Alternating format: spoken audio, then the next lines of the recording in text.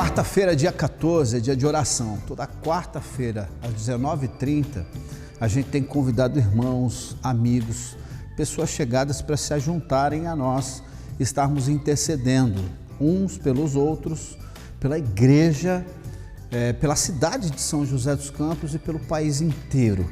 Passamos por um momento difícil, onde o povo de Deus deve se juntar para interceder, orar e clamar ao Senhor, pelo socorro do Senhor. Um tempo em que a gente está recebendo pressão de todos os lados. E uma das maneiras do nosso coração se aquietar é nós apresentarmos essas coisas diante do Senhor. A gente queria convidar você para no dia 14, quarta-feira, 19h30, se juntar com a gente. O link vai estar à tua disposição e a gente vai fazer uma reunião via Google Meet. Vai ser um prazer receber você. Quinta-feira, dia 15, às 19h30, nós temos o Business Mission. É um encontro onde nós convidamos empreendedores para entender como que o seu negócio pode se encaixar e pode ser canal de bênção no reino de Deus. A palestra que vai ser ministrada é a segunda de duas. A primeira já foi quinta-feira passada. Nessa próxima, a gente queria contar com você. O Google Meet vai ser apresentado aqui, um link para você poder participar com a gente. Missão é o meu negócio, é a palestra dessa quinta-feira. Esse mundo não é a nossa pátria, é a nossa missão. Por isso, em todo o mês de abril, nós estamos convocando a igreja, o povo de Deus, a participar da campanha de missões, onde doações estarão sendo destinadas para o trabalho missionário. O link aqui embaixo e as contas da igreja vão estar à tua disposição. Para a gente saber que você está doando para missões, a gente precisava identificar. E como não existe um valor definido, a gente entende que uma das maneiras da gente poder identificar isso é você colocando no final da tua oferta 1 centavo. Então, quando você quiser fazer uma doação para missões, não importa o valor, mas o final você tem que colocar 1 centavo, porque o pessoal que vai lidar e gerenciar essas finanças vão entender que aquele valor é para missões. Queremos que você participe com a gente, tem muita gente para ser alcançada e a sua oferta pode ser elemento fundamental para a gente poder alcançar essas pessoas. O Ministério Florescer quer convidar você, que é mulher e que quer se envolver no reino de Deus, a participar do Encontro Florescer, que vai acontecer no dia 15, às 20h30. Quem vai estar ministrando para as mulheres vai ser a missionária Ivonete. Ivonete é uma bênção, vasta experiência no campo missionário. Tenho certeza absoluta que ela vai ser um instrumento poderoso nas mãos do Senhor para te abençoar. Vem fazer parte desse encontro. Eu tenho certeza absoluta que vai ser bênção para você e você bênção para as irmãs que estarão participando de mais esse encontro do Florescer. Ontem, dia 10, sábado, das 2 às 5, a gente fez a primeira arrecadação dos Mãos que Doam. A ideia é a gente fazer uma grande arrecadação para ajudar diversas famílias que estão passando por momento de dificuldade. Sábado que vem, dia 17, a gente vai estar esperando você que não pôde estar com a gente nesse sábado, mas que vai poder estar com a gente sábado que vem, das 2 às 5 da tarde, Mãos que Doam, esperamos por você. A sua generosidade vai ser a resposta de oração para muitas famílias que estão precisando da nossa ajuda.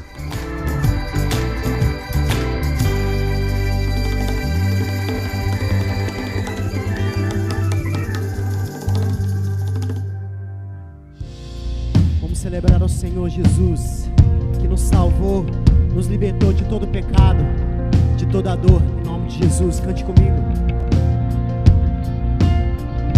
Não preciso me esconder, seu nome vem me proteger. Se eu sei,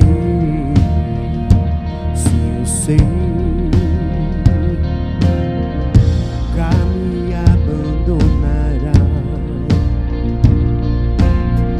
O que falou sustentará. Se eu sei, se eu sei.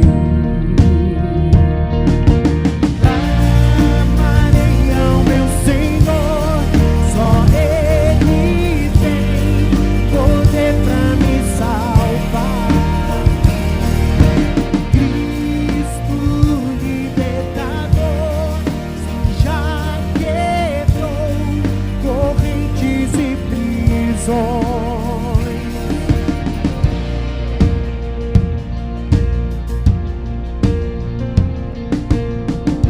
Mar, a terra e os céus, sua glória mostrarão. Se eu sei, se eu sei. Os inimigos fugirão a tua manifestação. Se eu sei, se eu sei.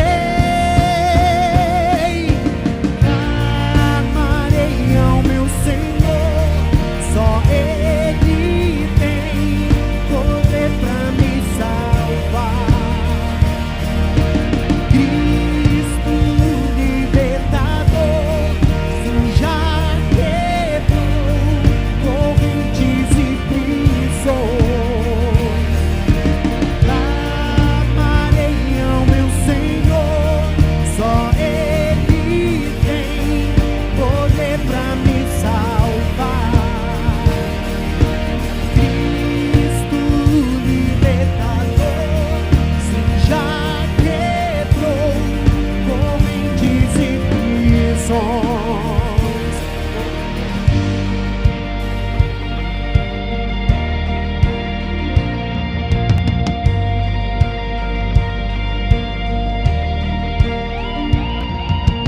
Cristo, seu nome liberta, as fortalezas destruirá. Cristo, seu nome eterno, está acima de tudo aqui. Cristo, seu nome liberta, as fortalezas destruirá. Cristo, seu nome eterno, está acima de tudo aqui. Está acima de tudo aqui.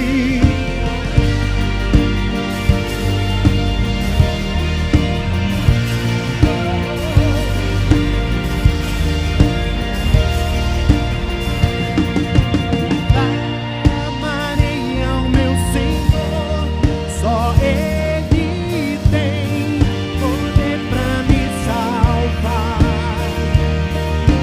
Cristo libertador, sim, já quebrou correntes e prisões. Amarei ao meu Senhor, só Ele tem poder pra me salvar. Cristo libertador, sim, já quebrou correntes e prisões.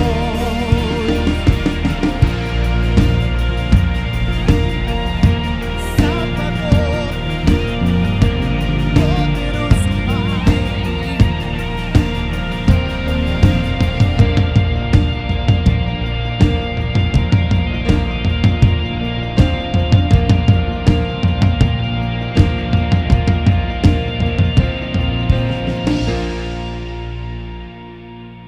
Graça e paz, família Ibage. Naum, capítulo 1, versículo 7, diz assim para mim e para você nesse dia: o Senhor é bom, é forte refúgio quando vem a aflição, está perto dos que nele confiam. Num tempo de adversidade que nós estamos vivenciando, num tempo de dificuldades que nós estamos experimentando, nesse mar revolto que nós estamos atravessando, é importante nos lembrarmos que o Senhor não deixou de ser quem Ele é. Nosso Deus é bom e a sua misericórdia dura de eternidade a eternidade. A expressão de Naum e a palavra de Naum que sobe ao meu coração nesse dia, sobe como força de esperança, sobe como força de ânimo, sobe como força de vitalidade em fé. A palavra de Deus que vem através da boca do profeta, dos lábios do profeta, é uma palavra que contradiz as predileções humanas, é uma palavra que contradiz aquilo que é pregado atualmente pelas instituições ou pelo contexto vivenciado. Acredite, Deus é bom e precisamos confiar nele, precisamos manter a nossa vida integralmente na presença dele, porque em tempos como esse, nós não reconhecemos apenas um problema, mas uma necessidade de buscar ao Senhor enquanto se pode achar, invocá-lo enquanto está perto. Esse é um momento extremamente oportuno para eu e você nos relacionarmos de maneira muito mais profunda, de maneira muito mais intensa e de maneira muito mais permanente com o Senhor. Que Deus te abençoe nesse dia, que Deus fortaleça o seu ânimo, a sua fé e o seu vigor. Você pode orar comigo nesse dia? Pai, muito obrigado por esse tempo que o Senhor nos permite aprender com o Senhor e com o Senhor nos relacionarmos de maneira mais intensa, de maneira mais profunda. Muito obrigado, Senhor Deus, porque em tempos como esse, nós reconhecemos que a nossa autossuficiência não é capaz de nos sustentar, mas a dependência do Senhor é que nos leva aos lugares altos. Abençoa, Senhor Deus, a tua família enquanto comunidade de fé. Abençoa os teus filhos, Senhor Deus, que porventura estejam atravessando um mar revolto da vida. Sustenta-nos, Senhor, diariamente. Capacita-nos, Senhor, diariamente. Aumenta a nossa fé. Nos permite aprofundar o nosso relacionamento com o Senhor, porque sabemos que esse tempo vai passar. Já já tudo passa, mas quando nós retornarmos à comunhão e às nossas celebrações presenciais, certamente nós não seremos mais os mesmos. As nossas famílias não serão mais as mesmas, o nosso coração não será mais o mesmo, porque haverá certamente um aprofundamento em fé e uma intimidade com o Senhor muito mais acentuado. Nós te agradecemos por esse dia e por tudo que o Senhor tem reservado ao longo desses dias, e o fazemos assim, essa oração, em nome e por amor a Jesus Cristo. Amém, queridos? Deus te abençoe, continue confiando em Deus, Ele está conosco, o Emanuel, o Deus sempre presente. Ele te escolheu, Ele te perdoou, e é Ele quem diz quem você é. Confie no Senhor, se entregue a Ele, porque Ele se deu por você.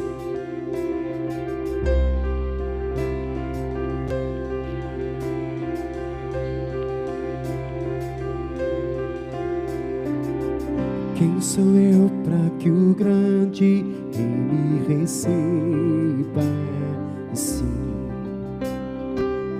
Me pedi, Ele me encontrou, seu amor por mim, seu amor por mim. Quem Deus liberta, livre enfim será. Sou filho de Deus, sim, eu sou. Sua graça me resgatou, me purificou. Quando eu era um pecador, morreu.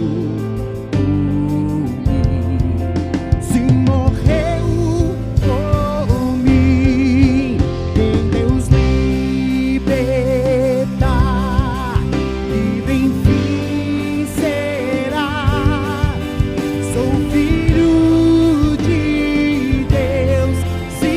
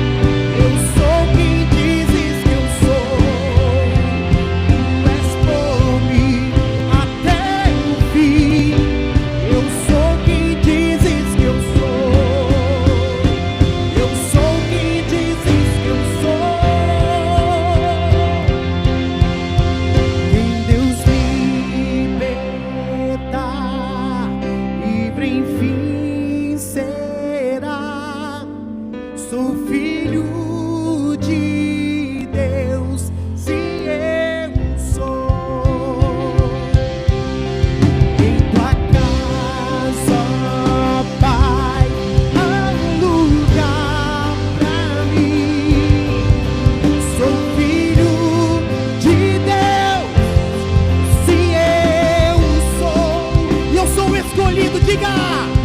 Escolhido, perdoado, porque eu sou quem dizes que eu sou. Tu és por mim até o fim. Eu sou quem dizes que eu sou. Escolhido, perdoado, eu sou quem dizes que eu sou. Tu és por mim até o fim.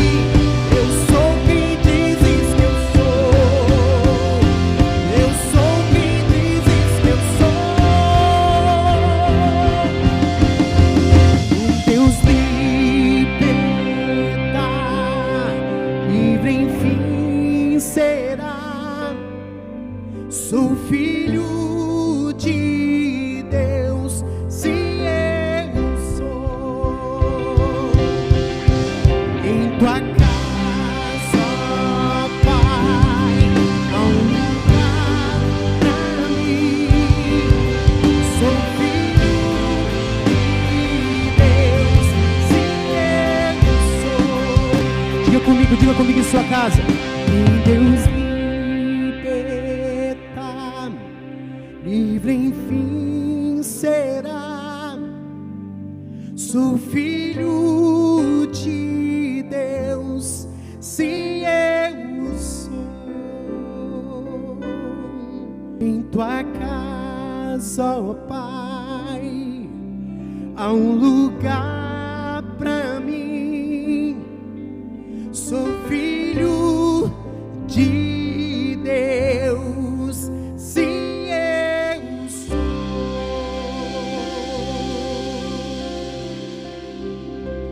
Graça e paz, família Ibage. Chegamos ao nosso momento de dízimos e ofertas e eu queria, em primeiro lugar, agradecer a você que tem cooperado com essa obra, que tem colaborado com o reino do Senhor. Sempre precisamos da ajuda dos irmãos, dos nossos membros, dos nossos amigos, dos nossos colaboradores. Eu queria deixar uma passagem para que você reflita e medite sobre isso que nós falamos no momento de dízimo. Ela se encontra no livro de Esdras, no capítulo 2, no versículo 68 e 69, que diz: Quando chegaram ao templo do Senhor, em Jerusalém, alguns dos chefes das famílias entregaram ofertas voluntárias para a reconstrução do templo de Deus em seu local original. Cada chefe contribuiu com o que pôde. Suas ofertas totalizaram 525 quilos de ouro, 3.000 quilos de prata e 100 vestes para os sacerdotes. Aqui nós temos um exemplo da reconstrução do templo. Era um tempo de dificuldade, era um tempo onde havia muita escassez, mas os líderes, cada chefe de família, pôde generosamente contribuir. E é isso que significa dízimo e oferta, é a generosidade do seu coração. Por isso, cada um deve contribuir com aquilo que o Senhor colocar na sua vida, no seu coração. Contribua, faça os seus depósitos, as suas transferências. Nós, como igreja do Senhor, agradecemos. Todo aquele que descobre o amor de Deus é por ele transformado. É impossível permanecermos os mesmos depois que o conhecemos. Ele nos transforma de dentro para fora, expulsando tudo aquilo que possa nos impedir de viver a sua plenitude. Ele vence o medo, expõe a arrogância e convida a graça e a misericórdia para fazerem morada. Ele não altera apenas o nosso destino, mas também a nossa maneira de enxergar o outro. O amor poderoso do Pai transforma o mundo. Sim, transforma tudo. Graça e paz. Como é bom estar com você nesse domingo e poder ministrar ao seu coração. E antes que a gente possa nos debruçar sobre a Bíblia e refletirmos sobre o que Deus tem para o nosso coração hoje, queria te convidar a orar comigo e pedirmos a bênção de Deus e que o Espírito Santo nos conduza nessa reflexão. Ore comigo. Ó Deus, muito obrigado por esse tempo de reflexão bíblica. Nós já cantamos, oramos, nos derramamos diante do Senhor. Agora nós temos um único pedido a te fazer. Fale conosco, ministra ao nosso coração e à nossa alma. Queremos declarar que nós precisamos de Ti. Queremos te dizer, ó Deus, que temos sede da Tua palavra, temos uma vontade enorme de ouvir a Tua voz. Traga-nos, ó Deus, o consolo e o conforto, traga-nos a direção, renova a esperança dentro de cada um de nós, que só Teu Filho e o Senhor pode fazer. Queremos continuar intercedendo, ó Deus, por este momento que vivemos, para todos aqueles que precisam da Tua intervenção, nos hospitais, internados, aqueles, ó Deus, que atuam na linha de frente do combate como médicos e enfermeiros, ó Deus, os profissionais espalhados pelo mundo inteiro, nossos governantes, aqueles, ó Deus, que dependem do comércio aberto para terem o seu recurso. Tu sabes, ó Deus, quantos precisam da Tua bênção. E nós oramos também por eles, pedimos Tua graça, Tua bondade. Em nome de Jesus, amém e amém. Queria oferecer a você um raciocínio muito interessante na carta de Paulo aos Gálatas. Domingo passado, o pastor Ézio já nos conduziu no primeiro capítulo sobre essa perspectiva de que a essência da carta de Paulo é oferecer um contraste entre a graça que se encontra em Cristo e a lei mosaica, a lei que dirigia a relação de Israel no Antigo Testamento com Deus. Há um ponto de tensão no capítulo 1 e capítulo 2, na transição dos versículos finais, porque os apóstolos Pedro, Tiago, João, aqueles que caminharam com Cristo, eles, ainda enquanto judeus, não haviam compreendido o rompimento de dependência da lei para que se pudesse receber a salvação em Cristo. Então, o que acontece, e você vai perceber na leitura que iremos fazer, é que Paulo está chamando a atenção de que Pedro, em especial Pedro, ele ainda insiste em exigir dos que não são judeus, os gentios, que no processo de conversão a Cristo, eles necessitem passar pela circuncisão, que era um preceito da lei cerimonial do Antigo Testamento. Então Paulo está dizendo exatamente isso. Não se pode obrigar aqueles que estão vivendo a época da graça que se sujeitem à lei, porque Cristo nos chamou para essa liberdade. E Paulo está não só oferecendo esse discurso e esse raciocínio, mas vocês vão ver que há um embate, né? há uma conversa, há um diálogo com tons mais fortes de Paulo, explicando que aquilo que foi definido, aquilo que foi decidido por um concílio, né? Essa perspectiva, ela exigiu como demanda a reunião de toda a igreja para deliberarem sobre esse assunto. Devem os gentios se submeterem à circuncisão, já que é uma exigência da lei mosaica? Então a igreja se reuniu, ouviram, né, os vários argumentos paulinos de Pedro, e aí ela deliberou que de fato não haveria necessidade de submeter os gentios a essa prescrição da lei. Mas isso nos chama a atenção para algo que ocorre em nossos dias, e é sobre isso que eu quero agora construir com você a partir do texto de Gálatas, capítulo 2, a partir do versículo de número 11. Eu vou compartilhar com vocês a particularidade do Evangelho enquanto verdade.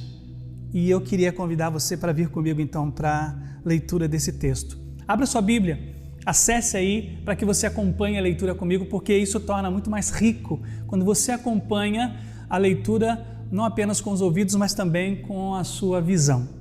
Diz assim, versículo 11, capítulo 2 da carta de Paulo aos Gálatas: Mas quando Pedro veio a Antioquia, tive de opor-me a ele abertamente, pois o que ele fez foi muito errado.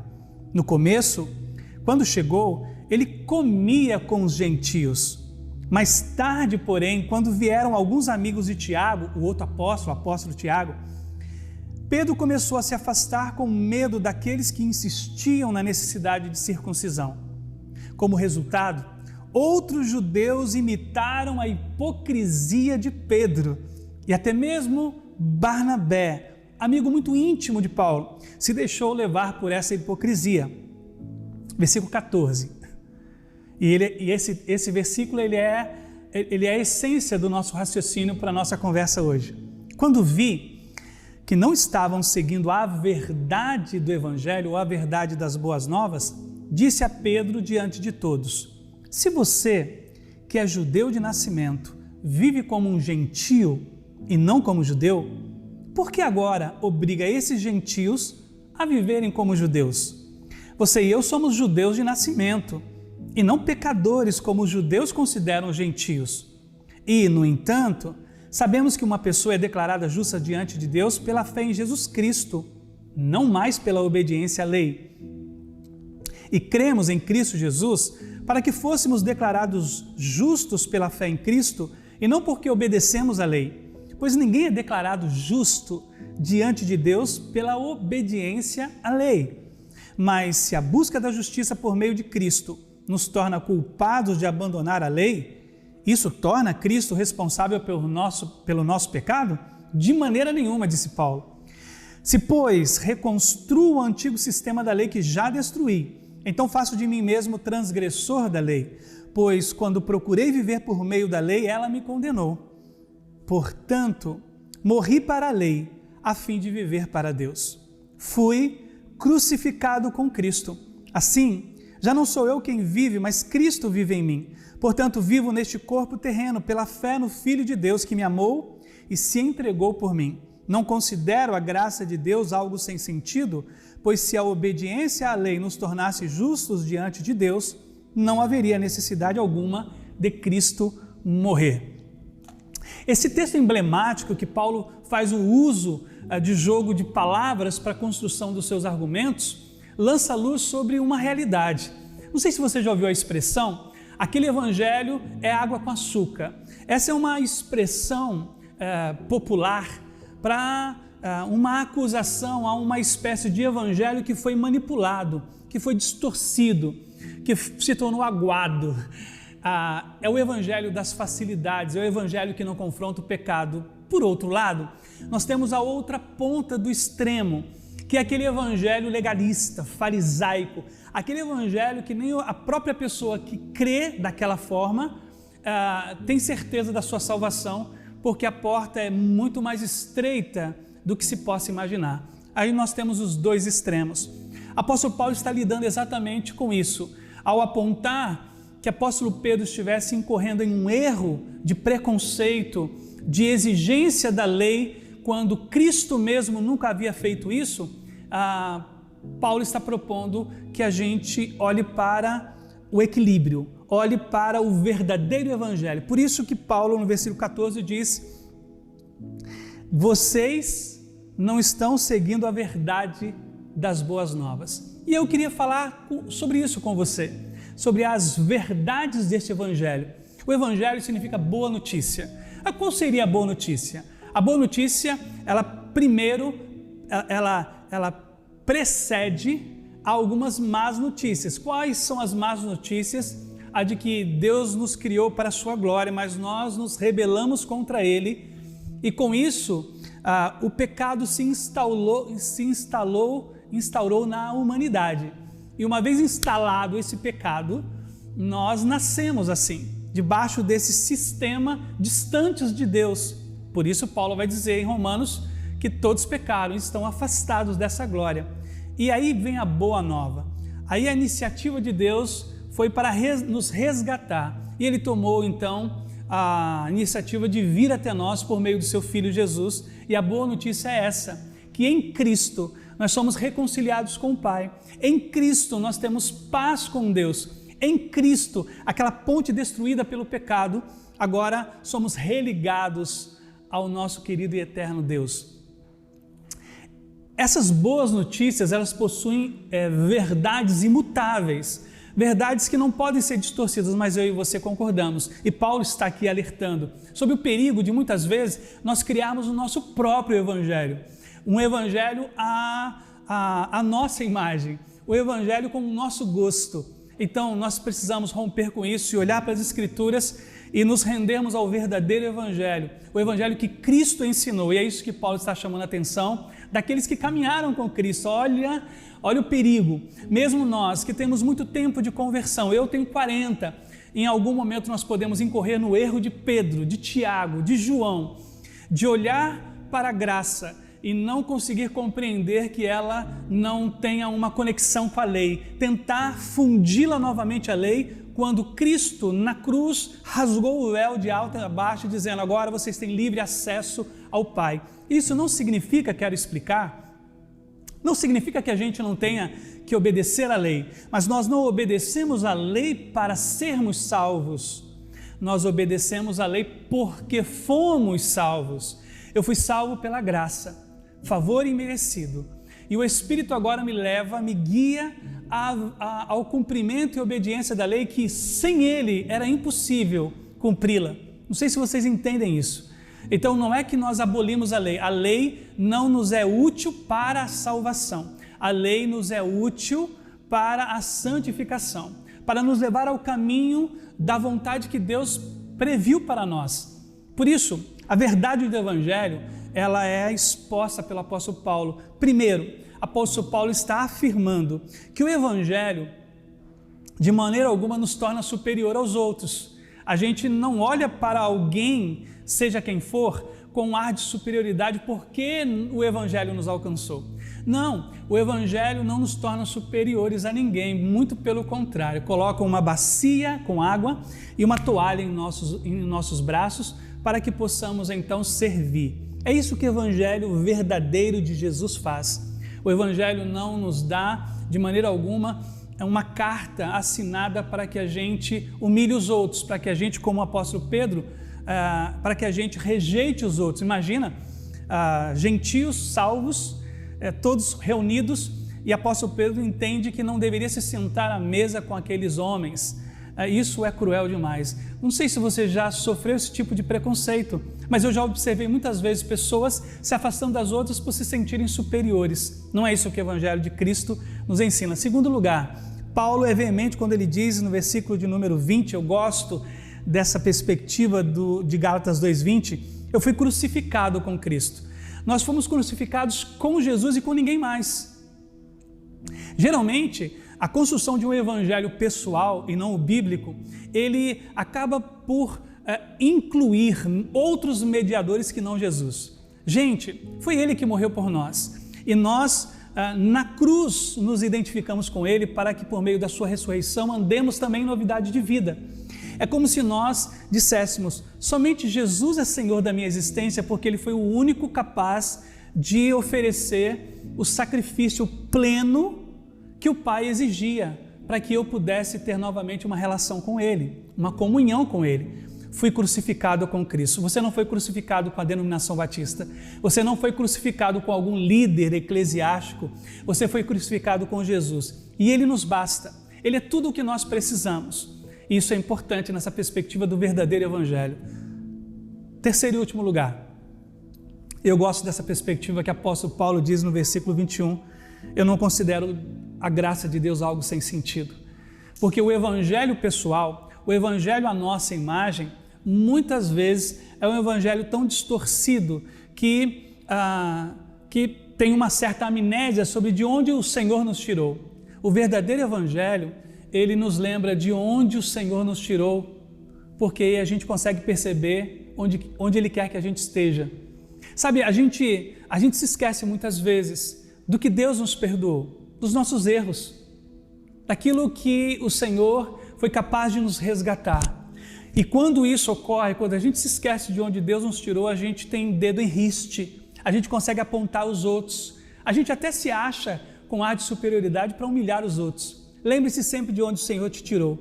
Quando nós temos a plena convicção de onde Deus nos tirou, nós percebemos com clareza onde Deus quer que nós estejamos e que caminho Ele quer que a gente percorra. Pense nisso. Eu termino falando exatamente sobre a perspectiva de um evangelho que transforma de dentro para fora. Não um evangelho qualquer, o evangelho verdadeiro, o evangelho genuíno, o evangelho que olha para o semelhante com o amor e os olhos de Cristo, o evangelho que suporta o outro em sua aflição, o evangelho que considera o outro, como diz o apóstolo Paulo, superior a mim, o evangelho que olha para o caído com a compaixão e o olhar de Jesus de Nazaré. Esse é o verdadeiro evangelho. O evangelho que nos remete à cruz e nos identifica apenas com Cristo. Nenhuma outra cobertura é necessária, porque a de Cristo é suficiente e verdadeiro. O sangue que jorrou da cruz, como vimos no domingo passado, ele é totalmente suficiente para nos fazer andar em novidade de vida e recebermos todas as bênçãos que Deus, o Pai, reservou para cada um de nós. A gente vai cantar agora uma canção que eu tenho um carinho muito grande, eu gosto demais, Alfa e Ômega. E essa canção é uma canção que parece lançar luz sobre tudo que eu falei para você até agora, porque não apenas diz que Cristo é suficiente, Cristo é tudo para mim, você vai repetir essa frase algumas vezes, mas que eu não preciso mais, de maneira alguma, de nada para me conectar a Deus, senão Cristo. E Ele é o primeiro e o último, e a gente vai dizer que Ele é o soberano e fiel, e é importante que você, por meio do Espírito, consiga sentir tanto o toque dEle aí na sua casa, onde quer que você esteja agora, que Ele te lembre o quanto Ele ama a sua vida, e o quanto esse verdadeiro Evangelho não apenas alcançou você com a certeza da vida eterna, mas deseja que você ande diante dEle agora, na vida terrena, proclamando esse amor que transforma, esse amor que vivifica, esse amor que restaura. Vamos cantar, daqui a pouco eu volto para a gente orar e encerrar esse tempo tão precioso que nós vivemos nesse dia.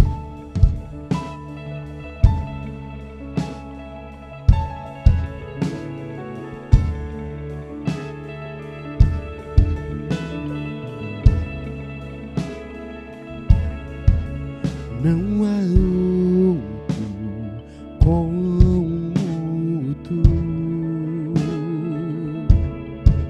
soberano e fiel. Não há outro como tu, reina sobre a terra e céu. Tu és o alfa e ômega, início e fim, és o ar que eu respiro, tudo pra mim. Tu és Jesus, tu és Jesus, tu és o alfa e ômega, início e fim, és o ar que eu respiro, tudo pra mim. Tu és Jesus, tu és Jesus.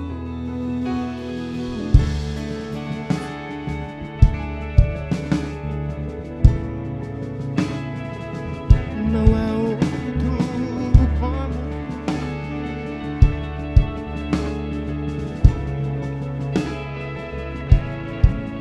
não há outro como tu,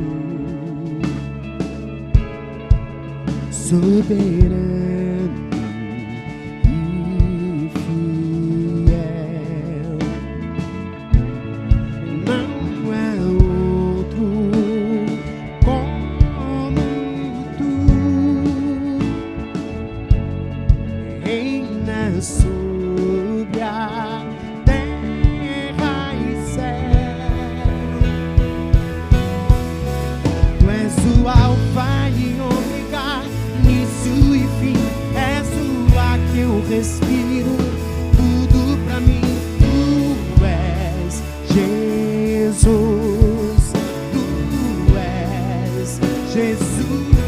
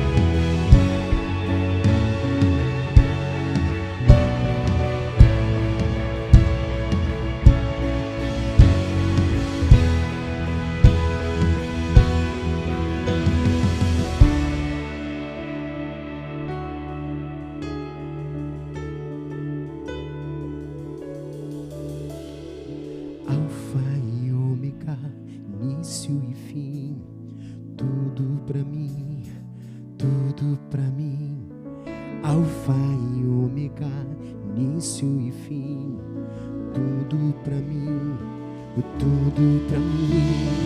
Alfa e ômega, início e fim, tudo pra mim, tudo pra mim. Alfa e ômega, início e fim, tudo pra mim.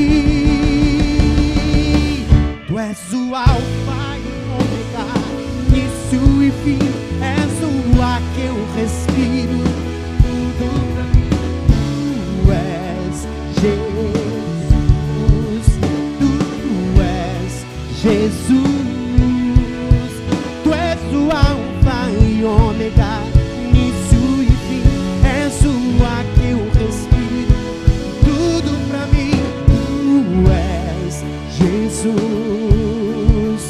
tu és Jesus.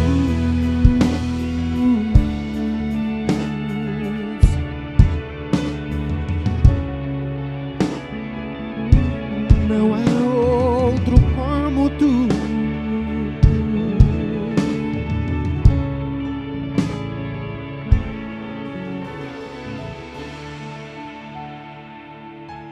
Alfa e ômega, princípio e fim. Cristo é tudo para mim, Cristo é tudo para você. E essa é uma semana em que a gente pode olhar e dizer: Senhor, me ajude a viver o verdadeiro Evangelho. O Evangelho que o Senhor me entregou, e não aquele que eu manipulei, aquele que eu elaborei, aquele que eu construí.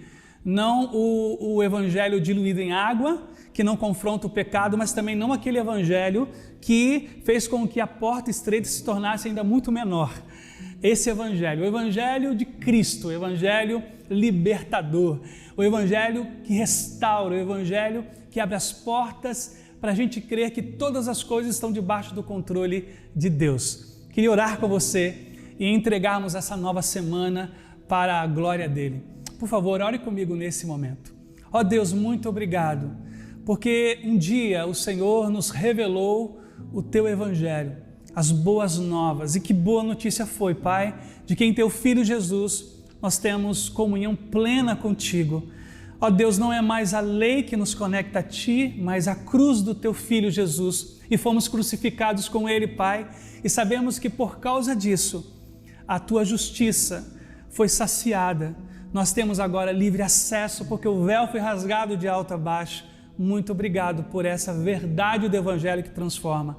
Obrigado, Deus, porque apóstolo Pedro, Tiago, João perceberam isso e se renderam a essa verdade, ó Deus, de que o Senhor Jesus é tudo de que nós necessitamos.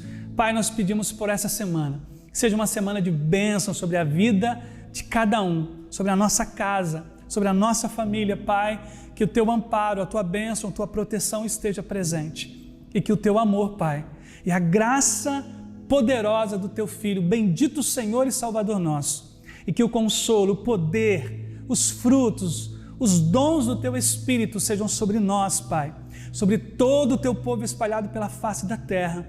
Oramos pela paz em Jerusalém, em nome de Jesus. Amém.